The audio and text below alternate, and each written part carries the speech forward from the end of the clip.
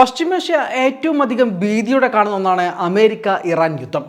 ഏറെക്കാലമായി പരസ്പരം പോരടിക്കുന്ന ഇരു രാജ്യവും തമ്മിലുള്ള യുദ്ധം വൈകാതെ യാഥാർത്ഥ്യമായേക്കുമെന്നാണ് നിലവിലെ സാഹചര്യങ്ങൾ സൂചിപ്പിക്കുന്നത്.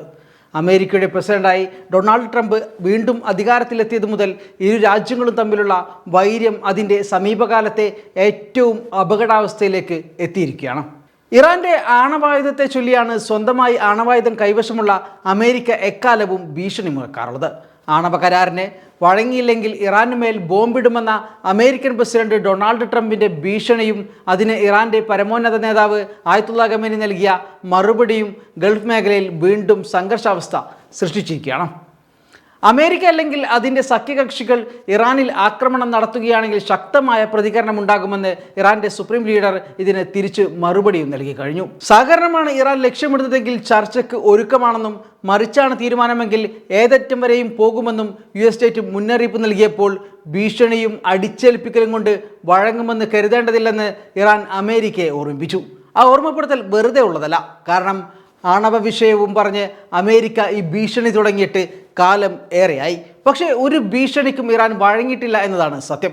എന്നാൽ ഇത്തവണ കൂടുതൽ അപകടകരമായ യുദ്ധത്തിലേക്ക് കാര്യങ്ങൾ നീങ്ങുകയാണ് എന്നാണ് അന്തർദേശീയ മാധ്യമങ്ങൾ റിപ്പോർട്ട് ചെയ്തത്.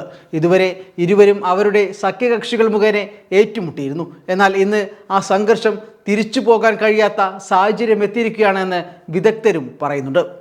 ഇറാൻ ഇന്ത്യൻ മഹാസമുദ്രത്തിലുള്ള ദീഗോഗാർഷ്യ സൈനിക താവളത്തിൽ മുൻകൂർ ആക്രമണം നടത്തണമെന്നാവശ്യപ്പെടുന്ന റിപ്പോർട്ടുകൾ പുറത്തു വരുന്നുണ്ട്. ടെലഗ്രാഫ് പത്രം റിപ്പോർട്ട് ചെയ്തതനുസരിച്ച് ഇറാനിയൻ സൈനിക കമാൻഡർമാർ ഈ താവളത്തിൽ ആക്രമണം നടത്തണമെന്ന് ആവശ്യപ്പെടുന്നു. കാരണം ഈ താവളം അമേരിക്കൻ ആക്രമണങ്ങൾക്ക് പ്രധാന കേന്ദ്രമായി മാറാനുള്ള സ്ഥലമാണ്.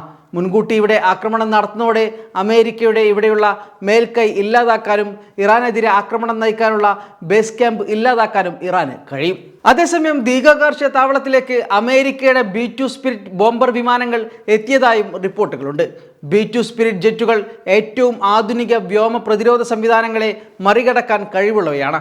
സാറ്റലൈറ്റ് ചിത്രങ്ങൾ പ്രകാരം കുറഞ്ഞത് 3 B-2 ബോംബർ ഈ താവളത്തിൽ എത്തിയിട്ടുണ്ട്. ദീഗോഗാർഷ്യ താവളം B-1 Lancer, B-2 spirit, B-52 സ്ട്രാറ്റോഫോർട്ട്ലെസ് ബോംബർമാരെ പിന്തുണക്കുന്ന സൈനിക കേന്ദ്രമാണെന്നും ഈ താവളത്തിൽ 4000-ലധികം അമേരിക്കൻ സൈനികരും കരാറുകാരുമുണ്ടെന്നും റിപ്പോർട്ടുകൾ പറയുന്നു. കാര്യങ്ങൾ ഇങ്ങനെയൊക്കെയാകുമ്പോഴും ഇറാൻ അമേരിക്കൻ ഭീഷണിക്ക് മുമ്പിൽ ഒട്ടും താഴ്ന്നു കൊടുക്കാൻ സാധ്യതയില്ല. ഇറാന്റെ സുപ്രീം ലീഡറുടെ ഉപദേഷ്ടാവ് നൽകിയ ഏറ്റവും ഗൗരവമേറിയ മുന്നറിയിപ്പ് പ്രകാരം അമേരിക്ക ഇറാനിൽ ആക്രമണം നടത്തുകയാണെങ്കിൽ ഇറാൻ ആണവായുധം ഉപയോഗിക്കുമെന്നാണ്. ഈ മുന്നറിയിപ്പ് പറയുന്നത് ഇറാന്റെ പരമോന്നത നേതാവിൻ്റെ വാക്കുകളുടെ അടിസ്ഥാനത്തിലാണ്. അതിനാൽ തന്നെ ഒരു ആണവ ആക്രമണത്തിലേക്ക് കാര്യങ്ങൾ നീങ്ങിയാൽ ഉണ്ടാകാൻ പോകുന്ന നഷ്ടം ഒട്ടും ചെറുതാകില്ല. ഇറാൻ 50,000-ലധികം അമേരിക്കൻ സൈനികരെ ലക്ഷ്യമിടുന്ന IRGC കമാൻഡർമാരുടെ പ്രസ്താവനയും ഇതോടൊപ്പം ചേർത്ത് വായിക്കേണ്ട ഒന്നാണ്.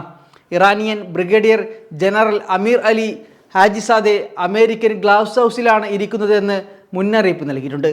തങ്ങളോട് ഏറ്റുമുട്ടാൻ വന്നാൽ ആ ഗ്ലാസ് ഹൗസ് തകർക്കുമെന്നും അമേരിക്കയെ തരിപ്പണമാക്കുമെന്നും അദ്ദേഹം പറയുന്നു. ട്രംപ് വീണ്ടും അധികാരത്തിലേറിയതോടെ ഇറാനുമായി അസാധാരണമായ സംഘർഷം വർദ്ധിച്ചിരിക്കുന്ന അവസ്ഥയിൽ അവസാന തീരുമാനമെടുക്കേണ്ടത് അമേരിക്ക തന്നെയാണ്. മാക്സിമം പ്രഷർ നയം ഒഴിവാക്കി ട്രംപ് രമ്യതയുടെ ഭാഗത്തേക്ക് നീങ്ങിയില്ലെങ്കിൽ ഇറാൻ ഏതു നേരം വേണമെങ്കിലും തിരിച്ചടിച്ചേക്കാം. അങ്ങനെയുണ്ടായാൽ നഷ്ടം ലോകത്തിന് ആകെയാണ്.